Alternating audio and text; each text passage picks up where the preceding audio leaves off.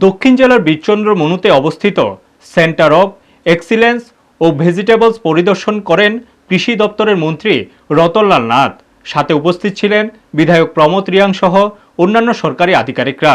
দেশে মোট ৬০টি সেন্টারের মধ্যে রাজ্যে রয়েছে ২টি, একটি সিপাহীজলার জুমের ডেপায় এবং অন্যটি বীরচন্দ্র মনুতে। এই কেন্দ্রে ইসরায়েল ও ভারতীয় আধুনিক প্রযুক্তি ব্যবহার করে সারা বছর বিভিন্ন প্রজাতির উন্নত মানের সবজি চারা উৎপাদন করা হয়। বিশেষ করে মাটি ছাড়াই চারা উৎপাদনের অত্যাধুনিক প্রযুক্তি এখানে ব্যবহৃত হচ্ছে। কৃষিমন্ত্রী রতনলাল নাথ বলেন, এই কেন্দ্র রাজ্যের সবজি চাষ ও কৃষি উন্নয়নের ক্ষেত্রে নতুন দিগন্ত উন্মোচন করবে। Bureau report, news Tatkal 24। Centre of excellence for vegetables, আমাদের সেন্টার অফ এক্সেলেন্স আরেকটা আছে ওমপিতে আমরা বানাচ্ছি, সেটা হলো সাইট্রাস, লেবু জাতীয় জিনিসের জন্য সেন্টার অফ এক্সেলেন্স। আমরা সেন্টার অফ এক্সেলেন্স করছি ফুলের জন্য, লেম্বু ছড়াতে।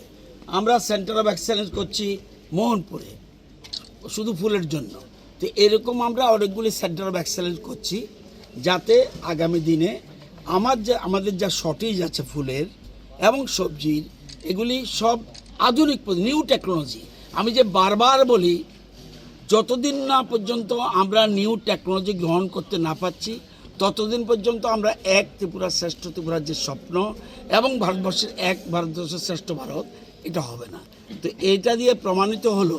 এখন এখানে দেখেছেন রিলে কাল্টিভেশন, একদিকে শশা শেষ হচ্ছে, শশা যেমন শেষ হচ্ছে, আবার সাথে সাথে টমেটো উঠে যাচ্ছে।